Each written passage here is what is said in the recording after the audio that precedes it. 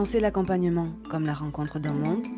Immersion sonore dans une formation des Maisons des Mondes en direction de la MEX Concorde. Un podcast de l'association Sauvegarde 13. Dans notre pays, plus de 140 000 enfants bénéficient d'une mesure judiciaire de placement. Cette décision a été prise pour les protéger et concrètement, la plupart de ces mineurs ne vivent donc pas auprès de leurs parents, mais dans des MEX, des maisons d'enfants à caractère social. Ce sont les fameux foyers. Accueillir au quotidien des enfants dans ces structures demande pour les professionnels de réfléchir constamment à la manière dont ils les accompagnent. Comment prendre en compte le vécu de chaque enfant, son histoire familiale, ses appartenances, comment les aider dans cette séparation d'avec leurs parents et se construire en tant qu'individus. Pour répondre à ces besoins spécifiques, la MEX Concorde située à Marseille a fait le choix de faire appel à l'approche novatrice de Maisons des Mondes, un service de l'association Sauvegarde 13 qui propose des médiations ethnocliniques et des formations. Dans sa pratique, la démarche de ce service s'inspire à la fois de la psychanalyse, de l'ethnopsychiatrie et de l'anthropologie. Pour témoigner de cette rencontre singulière, on vous propose une immersion sonore au sein de la MEX Concorde. Et pour commencer, visite des lieux en compagnie d'Hélène, chef de service, et de Marie, directrice de l'établissement. Donc on est sur une unité de vie qui accueille 8 enfants environ. On a des chambres plutôt garçons, des chambres filles. On a des sanitaires qui sont souvent dans les chambres. Il y a un bureau. Sur chaque unité, on trouvera des bureaux qui permettent aux éducateurs d'avoir un espace de travail. On a une cuisine, je peux vous montrer. Voilà, donc ça c'est la cuisine. Donc la maîtresse de maison confectionne tous les repas ici, mais les week-ends, il n'y a pas de maîtresse de maison, donc c'est les éducateurs avec les jeunes souvent qui cuisinent. Donc surtout là, on est sur une unité de grands, les ados, donc les jeunes participent à la confection des repas. Donc c'est plutôt des moments très porteurs, puisqu'ils ont la possibilité aussi d'élaborer des repas qu'ils ont pu apprendre en famille ou des repas un peu traditionnels. Et du coup, c'est souvent des moments de partage. Je vais leur racheter une table plus grande, comme ça, s'ils veulent manger là, ils peuvent manger là, et s'ils veulent manger là, ils peuvent manger là. On a la chance d'être dans un établissement qui a été rénové il y a une dizaine d'années, et quand il a été rénové, des salles de bain individuelles ont été installées dans toutes les chambres. C'est-à-dire qu'il n'y a pas de douche collective et que c'est un vrai outil éducatif pour travailler sur le respect de soi, son intimité, surtout notamment avec des enfants qui ont eu des carences, qui ont des troubles de l'estime d'eux-mêmes, voire qui ont subi des maltraitances et des violences physiques et à caractère sexuel. Et du coup, d'avoir cette intimité, de pouvoir travailler sur leur propre intimité et leur espace d'intimité, c'est un vrai outil éducatif. Marie nous explique un peu plus en détail le fonctionnement de la MEX Concorde. La maison d'enfants Concorde, c'est une maison qui accueille 61 jeunes. Une maison d'enfants, c'est une maison qui permet à des enfants de vivre, de grandir éloignés de leur famille. Ils sont arrivés ici suite à une décision de justice pour la plupart. Certains vont passer quelques mois et d'autres vont passer plusieurs années, voire vont grandir jusqu'à leurs 21 ans au sein de la maison d'enfants. Alors les enfants sont accueillis par unité de 8 à 9 enfants au maximum. On a essayé de préserver une dynamique la plus familiale possible, même si grandir à 8 enfants, ça reste quand même une grande famille malgré tout. Ils sont accompagnés par 4 à 5 éducateurs qui se relaient de 7h à 22h tous les jours, avec une maîtresse de maison qui est présente tous les matins de 7h à 14h, qui va s'occuper de faire vivre leur unité de vie, et puis des veilleurs de nuit qui vont veiller sur eux et que tout se passe bien pendant leur sommeil. Qui dit maison d'enfants dit évidemment réglementation, documents obligatoires, dont un qui a valeur de référence dans le secteur. Un projet d'établissement dans une maison d'enfants, comme dans tout établissement social ou médico-social, c'est une obligation légale. C'est ce qui va garantir la façon dont on accompagne, la façon dont on présente, la façon dont on travaille. C'est les grands axes d'accompagnement. C'est ça aussi qui nous différencie des autres maisons d'enfants. Nous, on a fait le choix de construire notre projet d'établissement au cours d'une démarche participative. On a commencé il y a plus de 2 ans. Mais en fait, c'est pas que l'aboutissement du projet qui est important, c'est tout le chemin qu'on a parcouru avec tous les professionnels. J'ai plus en tête, mais on a quasiment on est 70 salariés, et on est déjà à plus de 90 participants au cours de tous les ateliers qui ont été menés autour de plusieurs axes qui sont vivre à la maison d'enfants, qui sont le partenariat, qui sont le parcours du jeune. Et nous avons choisi de faire appel à Maison des Mondes sur un axe de travail qui était se sentir chez soi. Qu'est-ce qui fait qu'on se sent bien quand on arrive à Concorde, qui va faire qu'on va pouvoir se sentir bien quand on arrive à Concorde, qui est un espace qui fait transition entre leur vie d'avant et leur vie d'après. On a voulu accentuer l'humanisation du placement, mieux considérer l'avant, mieux prendre en compte la place des familles, être plus dans une dynamique de co-construction avec la famille et avec les jeunes pour leur permettre en fait de vivre leur identité culturelle, leur identité religieuse et de mieux s'accomplir, vraiment rapporter de l'humain, de l'humanité dans ce moment qui est contraint et qui est douloureux. L'institution a découvert Maison des Mondes au fil des difficultés qu'elle a pu rencontrer dans l'accompagnement de certaines situations familiales et pour lesquelles nous avions dû faire appel à la médiation ethnoclinique. On a pensé que ça serait un outil, en tout cas, qui pourrait nous amener à mieux rencontrer l'autre et finalement à penser l'accueil d'un jeune avec sa famille comme la rencontre d'un monde.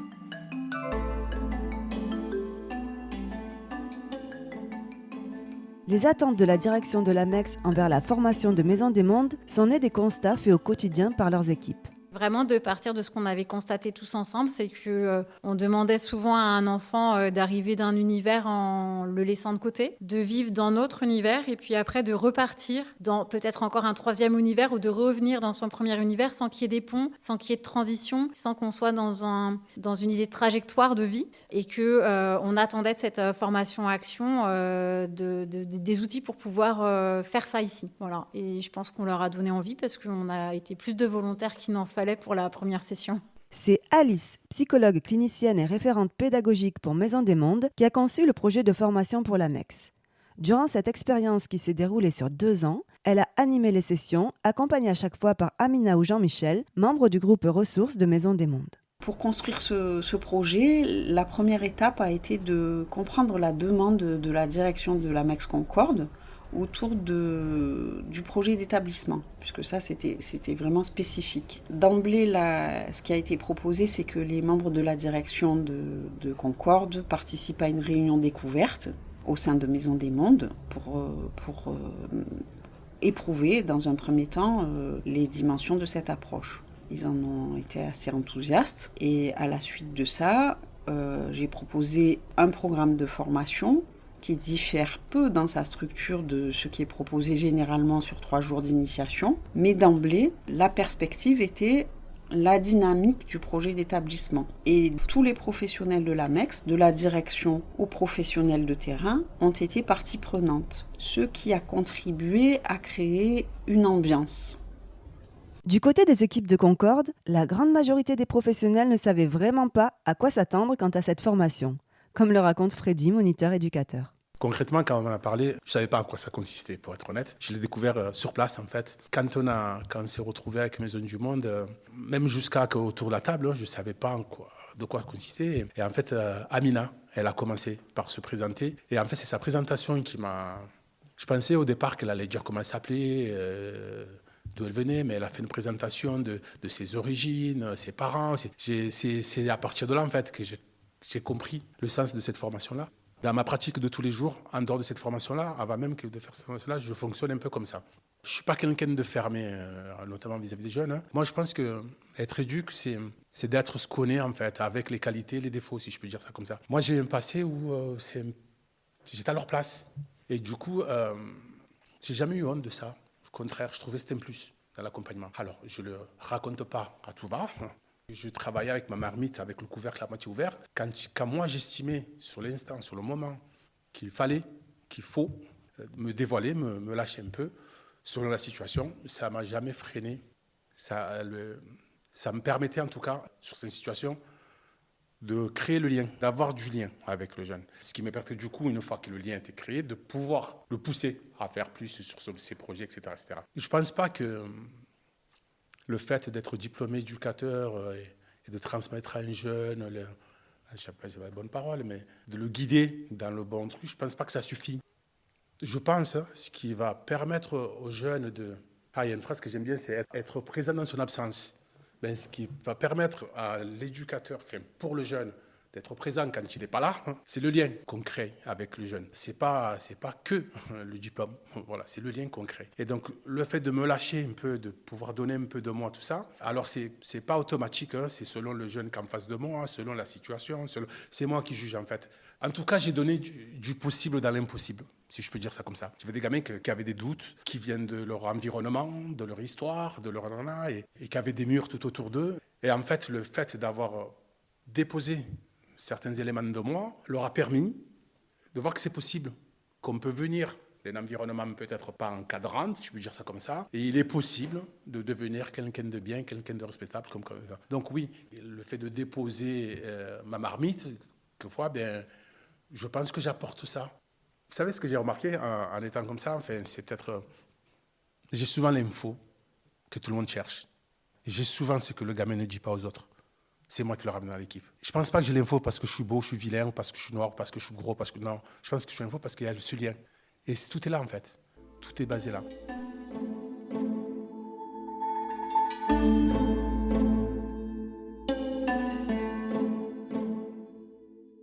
À chaque professionnel, sa pratique. Certains marmites ouvertes, à moitié ouvertes, couvercle fermé. C'est de toutes ces pratiques dont se sont nourries les sessions de formation. Les professionnels y ont échangé en assemblée en utilisant le concept de parole indirecte. Ils ont évoqué ensemble leurs constats, leurs interrogations, ils ont réfléchi à leurs pratiques, fait des jeux de rôle, mais surtout, ils ont entendu la pluralité des logiques qu'ils rencontrent quotidiennement. Ils ont témoigné de leur marmite dans un espace commun et ils ont travaillé à partir d'eux-mêmes. Parce que, dans la démarche portée par Maison des Mondes, il est nécessaire de s'accueillir soi-même pour accueillir l'autre. Instant choisi, capté lors d'une assemblée en forme de bilan qui s'est tenue à la fin de la formation dans des groupes de professionnels.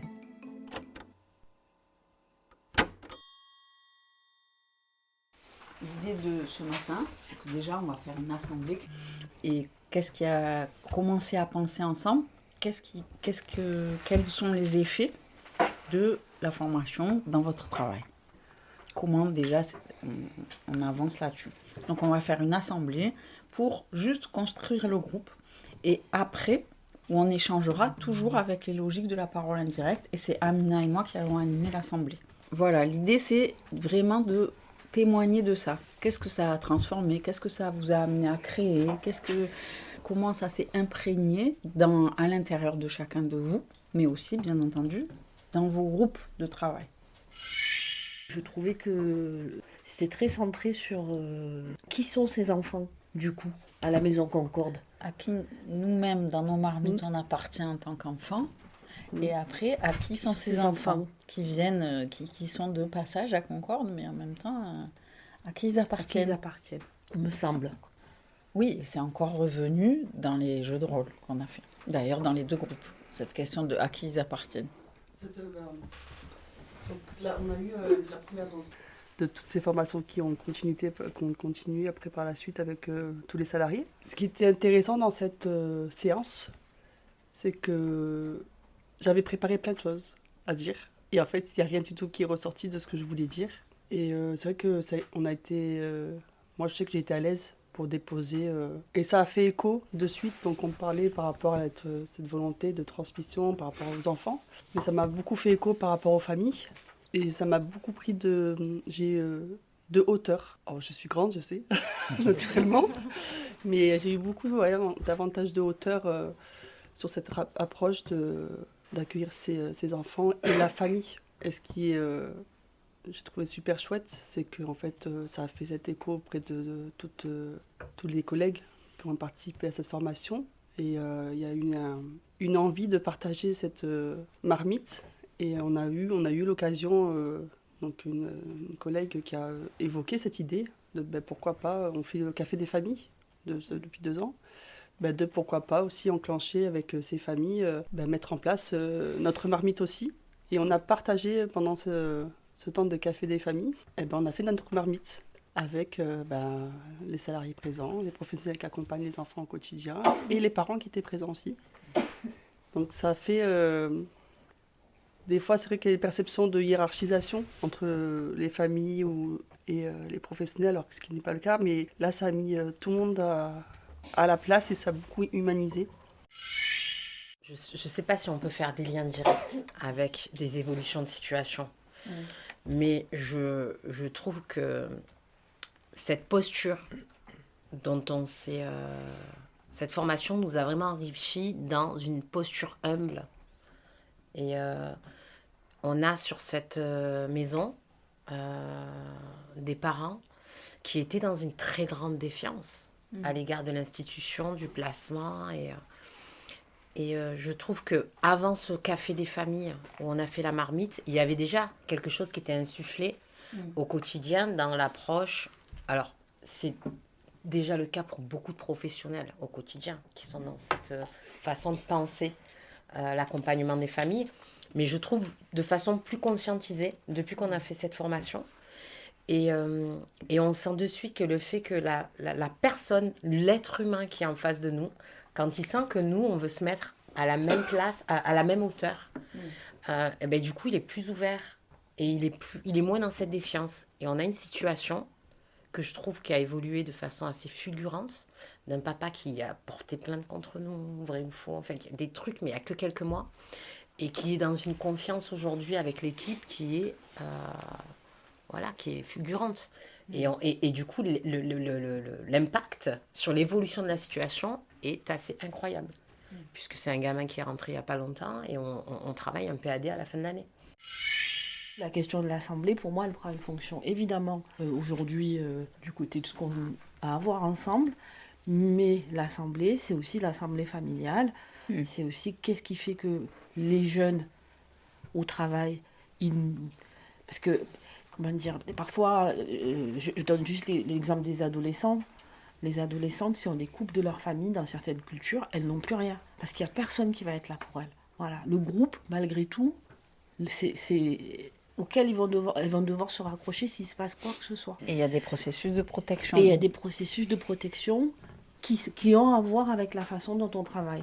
Et d'où la question que posaient Marie et Hélène, c'est-à-dire comment les personnes, les jeunes ou les enfants arrivent à Concorde, et il y a ce avec quoi ils arrivent, une façon de manger, mais aussi des protections. Et les protections, ça relève de l'invisible. Si on ne se penche pas sur ces questions-là, on ne peut pas l'intégrer du tout dans notre manière de penser, l'accueil.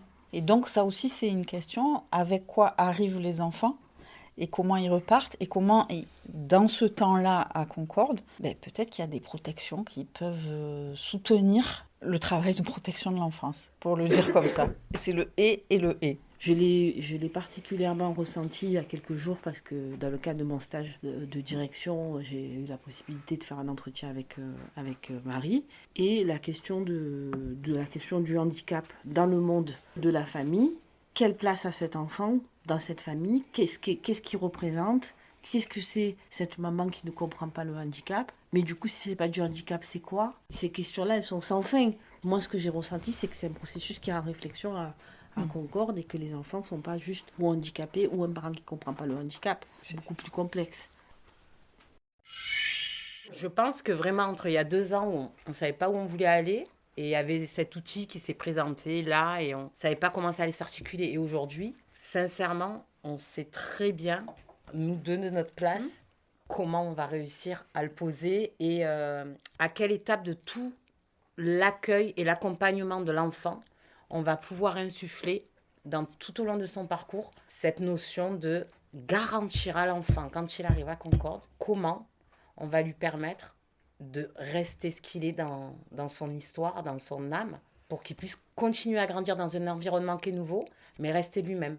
C'est vraiment vers ça qu'on veut aller, parce que le placement, c'est douloureux, c'est contraint. Et un jour, il partira. Et entre le moment où il est arrivé et le moment où il partira, il faut qu'il reste lui-même. Et c'est comment on va faire tout ça ensemble pour le garantir.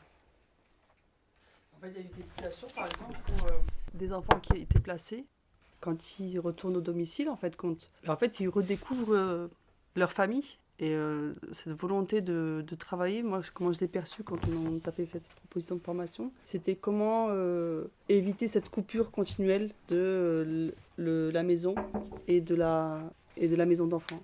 De continuer cette transmission et que ces parents soient présents dans cette institution, qu'ils puissent faire vivre leurs enfants à travers nous.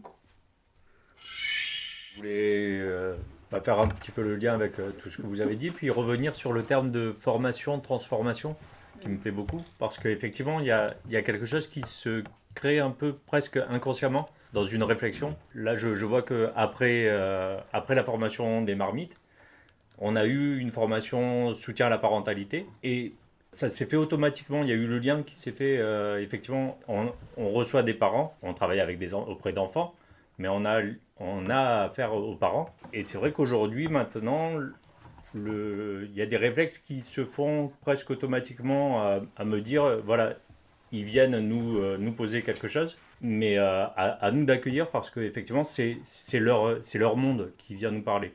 C'est une réflexion qui se met en place.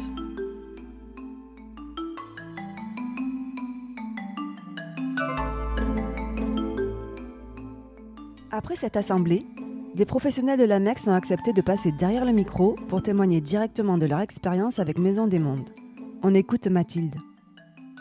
Je m'appelle Mathilde, je travaille dans Maison d'enfants, je commençais en 2021. Mon travail c'est maîtresse de maison. Je commence le matin à 7h, je fais le lever des enfants, on fait le petit déjeuner, je les emmène à l'école aussi. Et je reviens, je commence à faire le linge, le ménage, je ne fais pas le ménage. Je fais le repas midi-soir et le linge aussi.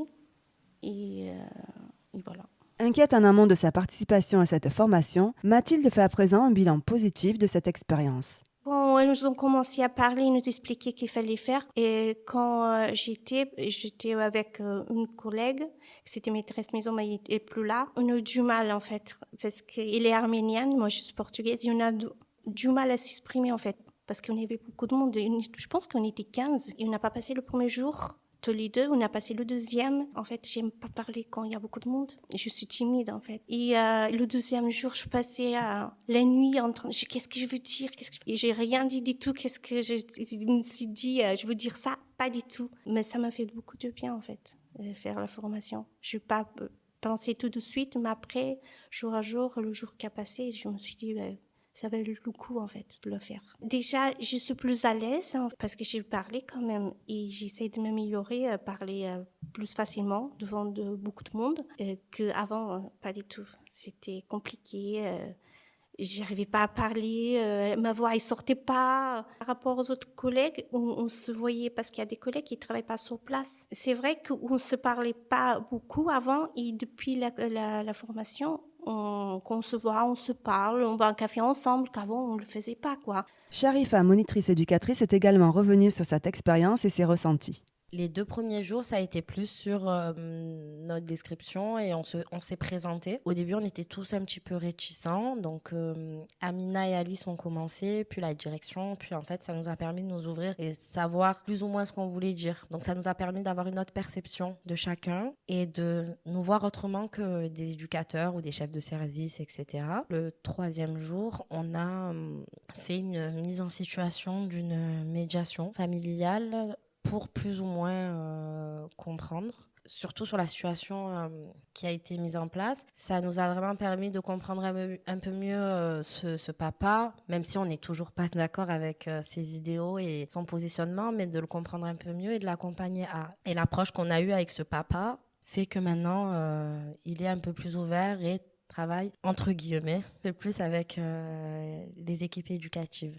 vraiment de se mettre à la place des parents, à la place des enfants, pouvoir expliquer aux enfants qui on est, d'où on vient, ce qu'on a vécu. Nous, par exemple, on est dans une tranche d'âge où il y a l'école, l'orientation qui se joue, les absences scolaires. Moi, par exemple, de ma place, j'ai beaucoup été en échec scolaire où je n'allais pas à l'école et que j'ai des regrets sur ça. Je leur explique à tous, mais le brevet, c'est super important. Si tu ne vas pas à l'école, tu n'auras pas ton orientation. Donc avant, c'était castancé, mais maintenant, je me permets de leur expliquer que moi-même, je n'allais pas à l'école en 3e et que moi-même, j'ai pas eu l'orientation que je voulais et moi-même, j'ai dû me battre et je me suis construit avec ça et que quand on veut, on peut et il faut se donner les moyens. Donc vraiment, cette formation nous permet de nous libérer, de nous dire, mais en fait, c'est pas si grave que ça que les jeunes ou les familles peuvent savoir des choses comme ça qui peuvent les aider dans leur futur ou dans leur accompagnement ou dans leur relation. Moi, la proximité que je peux avoir avec un jeune, une autre collègue avant qui pouvait pas le comprendre et qui me disait tu n'es pas du tout professionnel.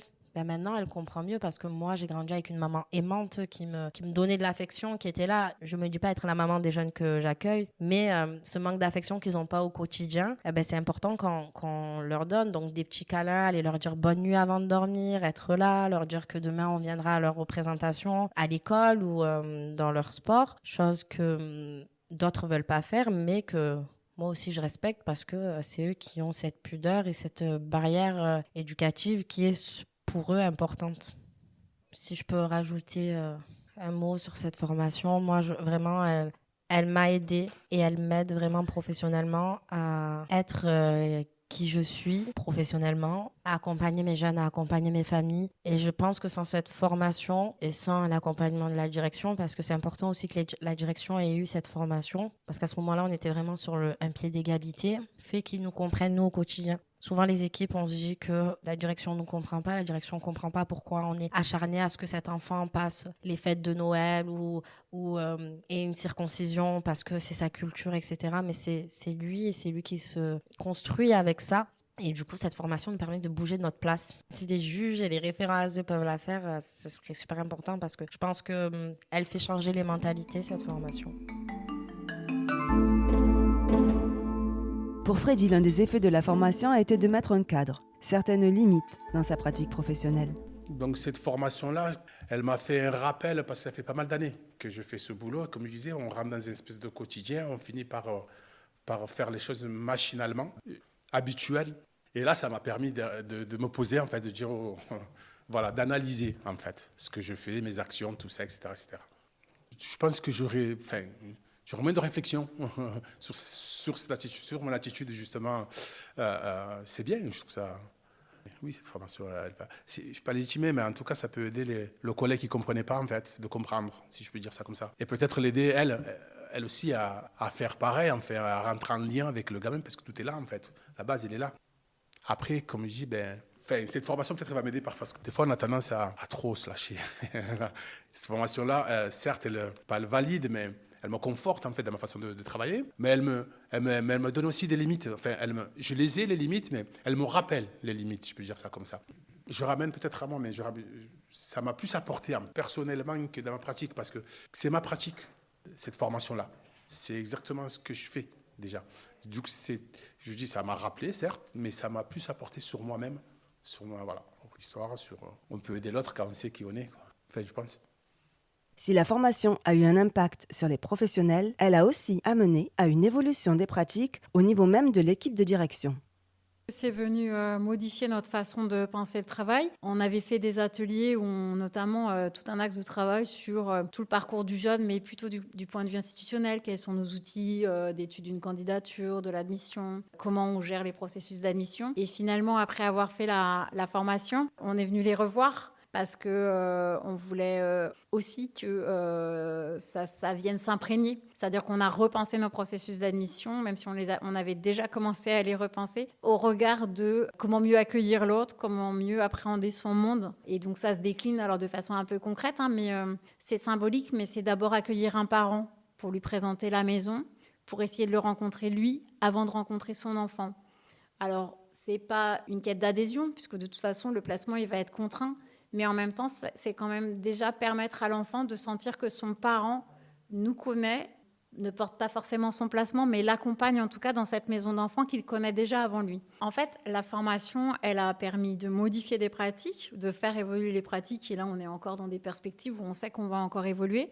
Mais à la fois, elle nous a aussi permis de prendre conscience de ce qu'on faisait déjà, mais qu'on n'avait pas conscientisé ou qu'on n'avait pas forcément en tête. C'est des petites choses comme quand un enfant est malade et qu'il refuse de manger, prendre l'initiative d'appeler son parent pour savoir qu'est-ce que lui faisait quand il était malade, qu'est-ce qu'il aime comme plat, quelle est sa peluche préférée, ne pas la laver s'il est rentré en famille et que le jeune a envie de garder, même s'il est sale par exemple. C'est ces petites attentions-là qui font que... Mais ça en fait, ça existait déjà. C'est juste que peut-être ça a permis aux professionnels de le faire sans crainte que ça ne soit pas permis, que ça soit autorisé par l'institution. Et c'est vrai que ça fait bouger les lignes institutionnelles, puisque ça n'a pas toujours été le cas, et de pouvoir avoir cette liberté-là.